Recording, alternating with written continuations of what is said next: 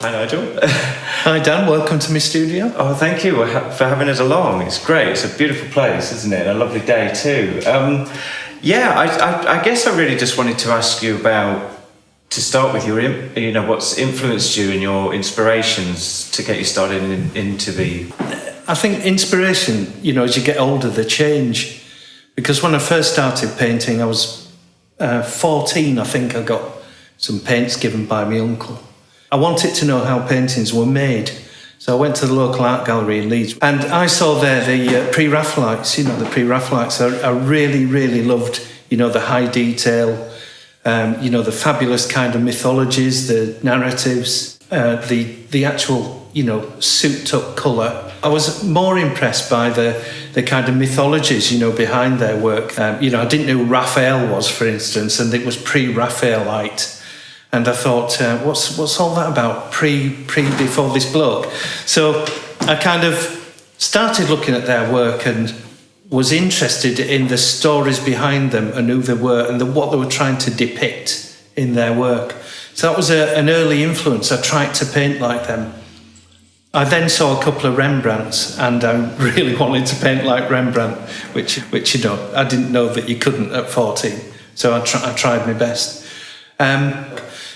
But as I've got older, the kind of, once the physical aspects, the technical aspects of painting are over, it tends to be more about, the ideas that you're trying to communicate. And I kind of got down to, ideas that are very much like Sickert, for instance, Walter Sickert, a German origin, but, English, British artist, doing the music halls and depicting grungy people in grungy little rooms somewhere, or looking to the artist, not like a formal portrait, but a kind of snapshot, an incidental of real life. And I think that once I got into that, I looked at Vuillard and Bonnard, and to a large extent Degas as well.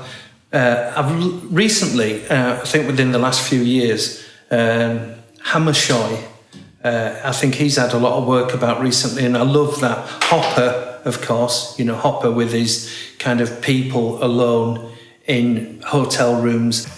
But I just love that, where people are not actually looking to camera, they're not interacting with the person that's looking at them. They're usually engaged in something, reading or, cooking. Anything like that seems to really take my interest. Whereas the bigger themes, type paintings and the kind of mythology, the Greco-Roman mythologies tend to leave me cold. Yeah, it's not just the realism that gets me about it. I mean, there's lots of American realist painters now, and I think a lot of it has got so kind of off-pat that it's all about, look what I can do. I can do this within a couple of hours from life. And it seems to me to be very slick sometimes. Whereas, to me, realism still has to be married with, it still has to be a painting. Photorealism's great, it's absolutely great. But I don't respond to that as much as with somebody like Sickert, for instance, whose paint is incredibly evident in his images. But really the interest is in, there's a shop in Dieppe, I'll have to go there, because it looks so fabulous. It's not about that. It's look at his work, look at his brushstroke, his very kind of vivid use of not just colour, because it wasn't very vivid colour. It's just his kind of the way that he piles on this energetic paint on top. So to me, it's not just about realism. It's also about, it has to look like a painting, not like a photograph. Yeah. In actual fact, I think sometimes the subject matter can be lost in some photorealist paintings, can't it? Because it's more about the technique. Well, it's a kind of combination, really, I think, of some kind of narrative, but also, a painting as a technically built thing. Like you say, there's loads of really good photorealists, like Rory Hancock, for instance, which we both know. I mean, his work's sublime, isn't it? Yeah. And his ideas behind his work are great as well, because he references, popular culture, doesn't he? Yeah. And, so it's not just about look what I can do. No. It's about, this is what I think about this as well. Yeah, you mentioned that you were about 14 when is that when you first actually started painting then, when you first picked up a brush? Yeah. And from there then, how quickly would you say you sort of developed and got into it and carried on the journey? Yeah, hard to tell really, because I had no point of reference at all. I didn't know anybody else that painted, and it became kind of a bit of a secret vice, with me, to kind of nip to the gallery, try and see how they painted, come back. I'd get books out of the library with a paint, try and get coloured pictures in the old books and copy them, try not to get any paint on the pages and take them back. But I think by the time I was 18, I'd got an A-level in art, and I got really top marks in that. So I think that was technically, it was all about technique. There was no history of art involved. It was a London board examination, and it was just about, paint this and paint this, which was right up my street. So I think technically I was quite reasonably good by the time I was 18. But after that, I left home when I was 17. So, 18 to 23 years old, I used to get tatty jobs in the winter, usually somewhere warm, like a laundry, so that I could keep warm. And, I'd work there and save me money up so that when it came to spring, around May time, which was coincidentally my birthday, I used to just kind of pack the job in and go back to my flat, and I'd fund then a summer of painting. So that was usually, paint me girlfriend at the time, or paint still. I used to do a lot of still lifes because I love painting from nature, from having the object in front of you. To then, looking at old masters and really I remember doing several Modigliani copies because I was really interested in his different techniques and his different way of setting out paintings, and his subject matter were his girlfriends and people that he knew. You're looking at and having to obey other people's techniques. So I'm looking at the way that Modigliani put the paint on. I'm looking at his palette, researching his palette, looking at his references. Then I'm trying to do that. So you kind of fettered within their techniques, which actually then, when you look at several different painters with several different techniques, you get quite a broad idea of the different techniques that you need to look at or that are available for you. And I didn't understand, for instance, what underpainting was. I thought, why would you do an underpainting then paint over it? Because you won't see it. So what's the point in doing it? And I didn't realise that it was the way that the old masters used to work out all their tonality, all their composition, get all their drawing and their expressive qualities into the gesture of the people. And then the rest was just basically colour, putting the colour on. It was like making a colour photographs. But of course it teaches you nothing about creativity, really. The ideas behind paintings, I only got by reading, particularly Van Gogh and Gauguin. I didn't know why Gauguin, being such a really good technical painter when he was younger, would then go into this kind of quite decorative, quite flat work. The same with Matisse. When I looked at Matisse, he was an extremely good painter when he was younger. And then he just got this kind of awkwardness about his painting. And I just didn't know why he did that, really. Same with same with Picasso. Fabulous painter at 14 to 18, academic painter, then seems to go off the rails. But actually, once you then understand that they're on a journey to break new ground and try and find out who they are and find their own voice within this, massive milieu of thousands of painters. My painting's a little bit different to that, really. I don't have a big concept when I start painting. Take this, for instance. It's kind of obviously photographically based. And it's usually to do with strangers, people that I don't know, going about their daily lives, running up and down, especially in wet weather, because it gives me a chance to paint some nice reflections, things that I always like to do.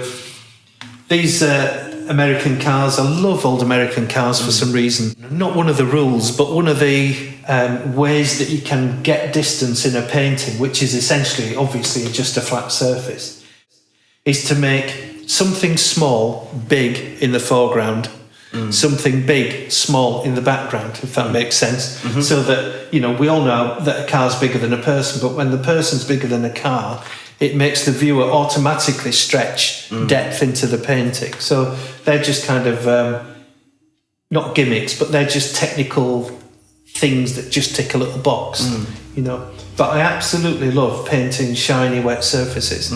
So that's partly to do with this, that's the joy of painting it, is that you get to do the things that you really like.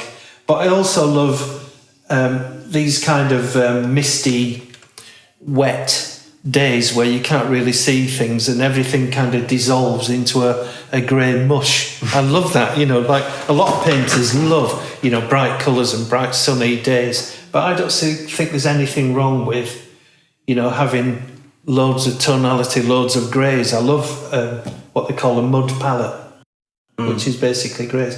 But then it enables you to put kind of a yellow streak through it. And even though that's quite a mustardy yellow, it kind of sings against the dark blues in the background. What I've noticed as well, which I really love about the way people respond to your work, or there's an immediate personal connection as well. Someone will say, in fact, we did sell one in the gallery that was, somebody came in and just looked at this piece and said, "That's my mum." That's my mum from when, and that's what she looked like, and that's what.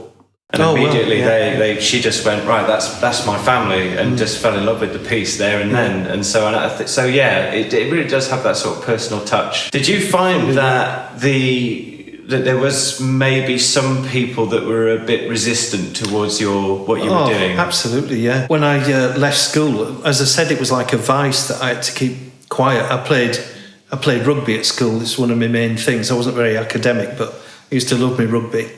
So I couldn't say on Saturday morning I'm not going to go to the match, guys. I'm going to be painting some flowers that I've got at home. They just beat me up if I said that. But then when I started playing in bands, rock bands, when I was a kid, obviously you play in rock bands, don't you? So learned to play guitar, got in a band, and the guys were musicians. They loved music. They talked about music all the time. But I couldn't say to them, no, I'm not going to turn up for practice this week, guys, because I've got a big painting I want to finish, because it had been almost exactly the same response. I find that quite fascinating, actually, because obviously music and art are so closely connected, and so absolutely they bounce off each other so much. And there are actually quite sort of tough rockers that do love art, the Rolling Stones, Ronnie Wood, isn't it? He's a good example. I mean, he's a great painter as well. I've seen some of his work, and it's phenomenal. But he's not shy of a party or two, is he? No. But that is interesting. I think it's much more acceptable these days. In the north of England, a very austere almost kind of chapel way of going on, and that children had to be very quiet and sit down there and not fiddle or join in adult conversation was the thing that we couldn't do, we weren't allowed to do. Because you were only a kid and you didn't really have an opinion, even though at 14 I knew more about art than, my father or mother. I knew more of the history of art than all the other people in my school. The teachers, would allow me to go into the classroom and paint when I should have been in maths, which wouldn't happen these days. But other than that, other than a few enlightened people, it was a very austere upbringing. I was trained at school to go out and get a job, either bending metal somewhere or sewing wood. There wasn't anything else, or playing rugby, which I wasn't really big enough to do. So, other than that, you were seen to, that's what you do. Art was very much seen as an elite thing that other people did, and it wasn't for the likes of us. So it's very difficult to kind of break out of that and just kind of own the fact that you are a painter, because that's what you've been doing since you can remember. And it's an integral thing. I didn't know much about people like Hockney then. I knew about Henry Moore. I knew he was a miner's lad from Castleford, where all my family were from, Castleford, Featherstone, around that area. And he was from that. So I took some solace in the fact that, well, one guy's done it. One guy's got out there and got his work out there, and how brilliant that work is. For a miner's son is not bad going. Would you say as well that there was a exciting period, a bit like with the late 60s music? Obviously there was the kind of Andy Warhols and Basquiat's that came a bit later, and that must have been quite an exciting period. I did know that there was something going on because, of course, going to the Leeds City Art Gallery, I picked up leaflets that were talking about different artists showing, and then I'd go to the art library, which was in the same building, it was just in the other half. I worked my way through artists from A to Z, but I only got as far as M.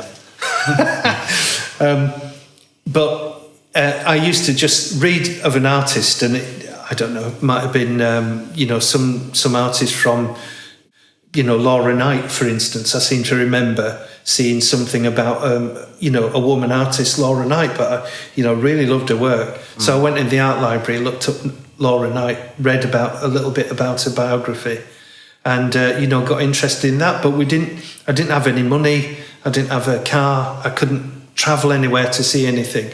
So really, even though the kind of 60s revolution, the cultural revolution of the 60s was going on, I didn't really know very much about it because I was stuck up in Leeds, other than being in a band, the music, because obviously you could buy records, read the NME. We actually used to go to Virgin Records, which was Richard Branson's place, was actually in Leeds, and he was probably working there at the time that we used to go in there. Yeah. We used to buy our music in Leeds, from Beatles music, and try and work that out, certainly about music. Yeah. But not so much about painting.